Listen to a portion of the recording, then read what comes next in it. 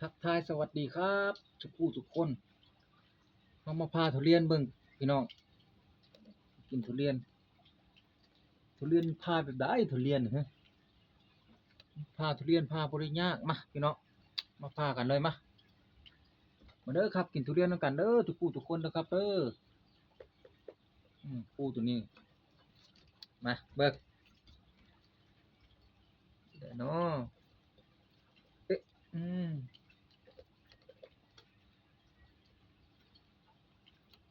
ได้บานนี่แล้วอืมอืมอืมดูได้กินอยู่บ่เนาะพี่น้องอึ๊บอึ๊บอึ๊บอึ๊บอึ๊บโอ้โอ้โอ้โอ้ พาไปเลยพี่น้องนี่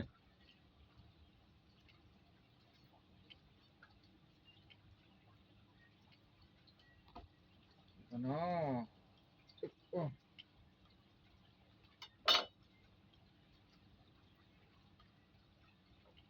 โอ้เละเบิดพี่น้องเอ้ยอ่ะอืม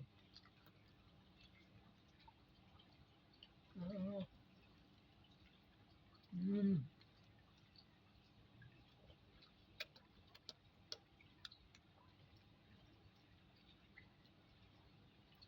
อืมเละเบิดพี่น้องอืม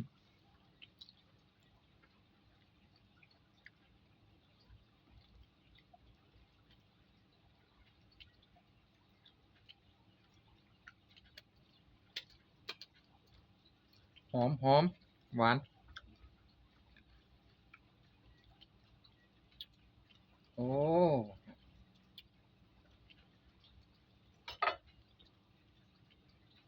โอ้โอ้โอ้โอ้โอ้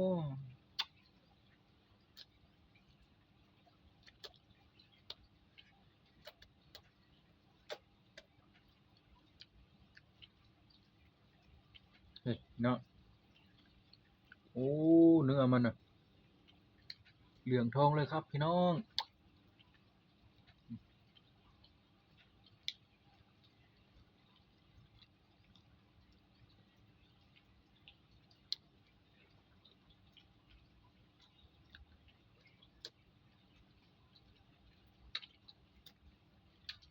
อืม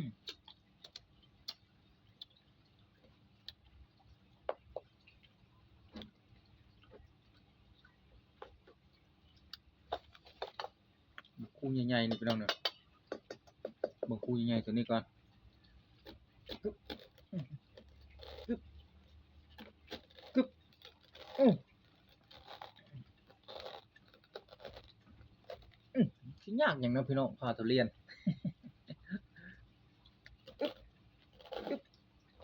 ตาดำตาแดงเลยเนี่ยอึ๊บอึ๊บเราจะได้กินทุเรียนกันได้อึ๊บโอ้โอ้โอ้โอ้ยอึ๊บอ้าวอึ๊บกึ๊บกึ๊บกึ๊บโอ้พี่น้องโอ้เป็นแบบนี้เลยพี่น้อง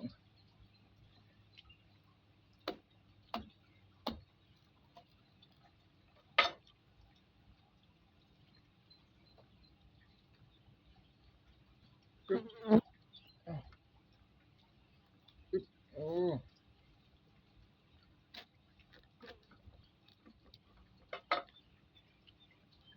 เอ้าพี่น้องจ๋านี่ครับครับโอ้มักใหญ่พี่น้องอืม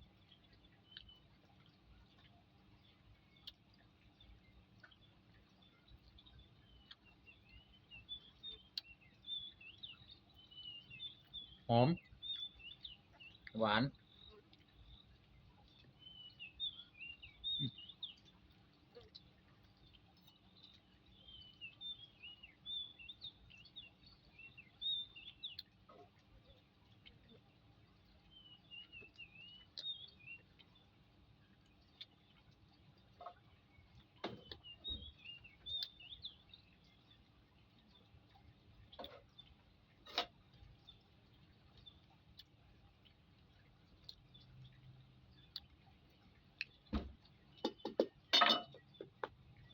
คูใหญ่เฮ็ดจังได๋พี่น้องมันสิได้คูใหญ่น่ะ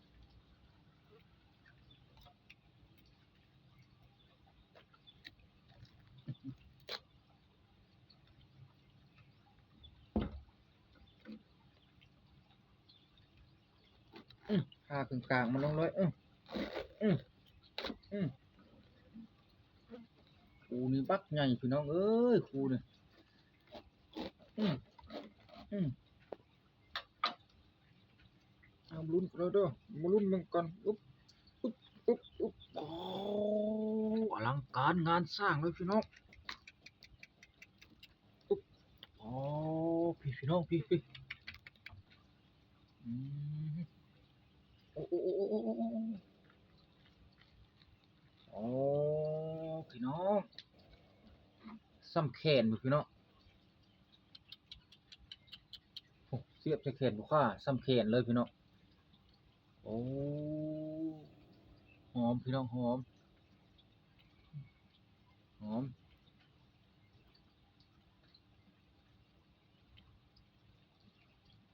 อืม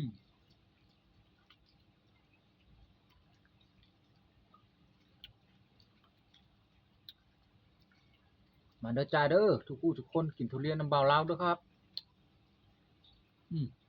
อืม